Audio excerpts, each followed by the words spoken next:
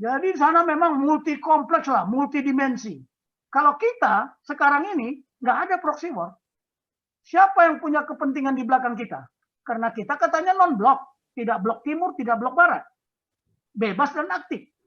Jadi kita nggak ada, kan tidak pernah kita minta pertolongan. Tetapi kalau sudah kepepet, minta tolong juga. Ya sama dulu, ya kepentingan kita perang apa? Perang Trikora. Ada kepentingan negara lain di sana, tapi ada kepentingan Rusia juga. Kenapa Rusia memberikan senjatanya semua? Lihat tahun 63, 65, semua senjata tentara nasional Indonesia datangnya dari Rusia. Mulai pesawat tempur, kapal perangnya, termasuk meriam-meriamnya, semua dari Rusia. Nah itu. Nah tolong dibawa. Ketika kita komplit sama negara komunis, Amerika di belakang kita, senjatanya M16, F-16, semua Hercules dari Amerika. Nah kita katanya non-blok, bebas aktif, tapi ketika kepepet kita belum mandiri. Makanya kita belum merdeka dan belum berdaulat. Bersatu aja belum. Tambah lagi situasi sekarang ini, makin gak karuan-karuan bangsa ini, terpecah-pecah. Mindsetnya udah terpecah. Hati-hati, ini yang saya bisa jawab. Tolong ya, besok saya tayangkan. Ini soalnya saya harus ngambil kamus militer ini. Tapi kalau bisa cari kamus militer, what does it mean about proxy war? Jadi jangan kita dibikin konflik. Oh, Gatot nyampaikan proxy war, dia salah. Kapan dia jadi guru militer? Kapan dia belajar militer? Hati-hati loh, di Indonesia ini banyak jenderal yang bernasib baik, tapi belum tentu berkualitas baik. Buktikan apa karya dia. Makanya dia juga salah memberikan itu sebagai seorang panglima tanpa dicek dulu. Harusnya, akhirnya apa? Semua kita berperang gara-gara terminologi yang salah. Ya. Itu bukunya pun saya simpan. Aduh, gimana ya adik-adik saya ini? Kok menyampaikan definisi tidak membahas dulu? Sekarang saya tanya, di Indonesia ini terjadi proxy war atau konflik among the people by proxy? Nah, proksinya ini disebabkan oleh apa? Bisa gara-gara suku, bisa gara-gara, pokoknya SARA itulah yang dijadikan konflik kita. Nah, tetapi sekarang pertanyaan, tadi ada Cina mengeluarkan aturan. Siapa turunan Cina yang memerlukan visa khusus? Sudah dikeluarkan. Mereka udah berarti apa? Ada tanda-tanda. Jangan-jangan chaos. Bacalah tadi di apa? Di mana di berita kalau nggak salah. Ya. Nah, ini yang begini-begini ini kita udah perang. Nah, Bu Munik, ya kita ini bukan perang informasi, tapi peperangan informasi. Information warfare. Tolong dibedakan. Information warfare. Kalau perang informasi definisinya, tapi pelaksanaannya information warfare. Ya, guerrilla warfare, peperangan. Nah, yang begini-begini supaya kita tidak terjebak di dalam terminologi. Maaf ya Bu ya, saya bukan menggurui, tapi itu definisinya. Ya. Oke, ya, terima kasih Pak Jenderal. Oke, ya. Kalau namanya peperangan informasi, kita nggak bisa membatasi, tergantung kekuatan teknologi kita. Teknologi apa yang digunakan? Ya, teknologi peperangan informasi. Ya, OAK itu propaganda-propaganda, itulah namanya peperangan informasi, menyampaikan kebohongan terus-menerus. Akhirnya kebohongan itu menjadi kebenaran. Nah, kita nanti kalau bisa kita sampaikan ini data-datanya.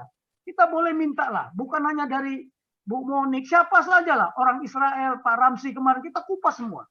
Tapi bicaranya kebenaran, jangan OAK. Karena menghadapi OAK harus kebenaran.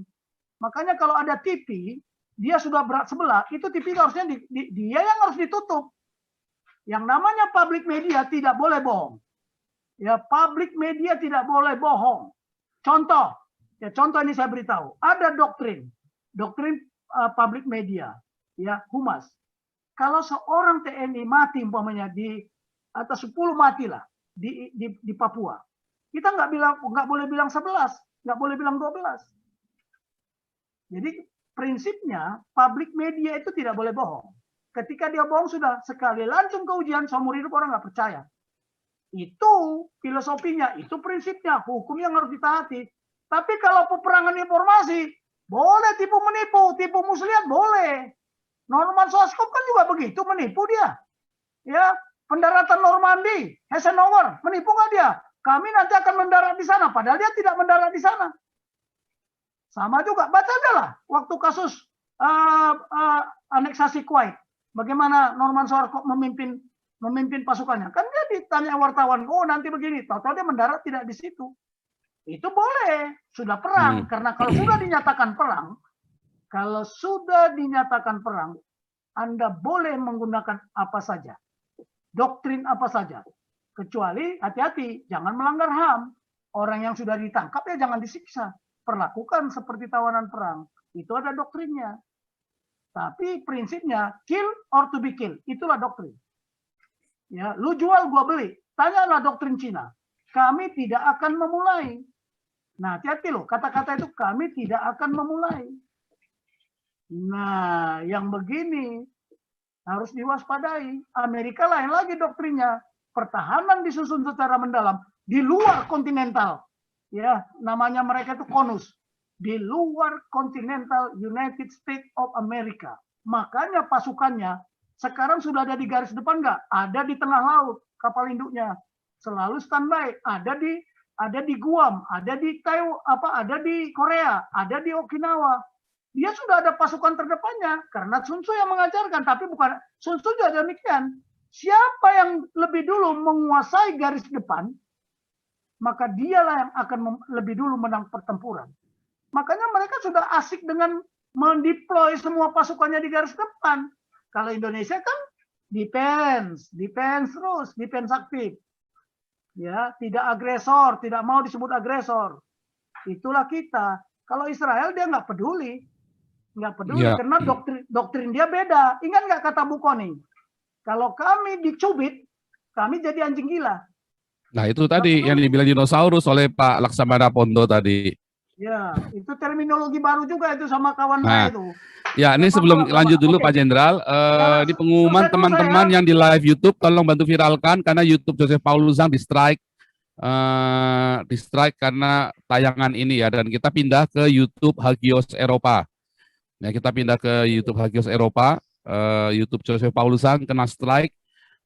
Kayaknya dari tadi kita nggak ada ya bicara-bicara yang gubrak-gubrak terlalu, ini belum panas ini. Tapi nampaknya ada dari Menkominfo atau something gitu yang bisa mengintervensi. Nampaknya yaitu tadi Pak Laksana Ponto tadi ya, makanya saya yakin sekali ada penggiringan opini dari pemerintah untuk meniadakan informasi tentang Israel.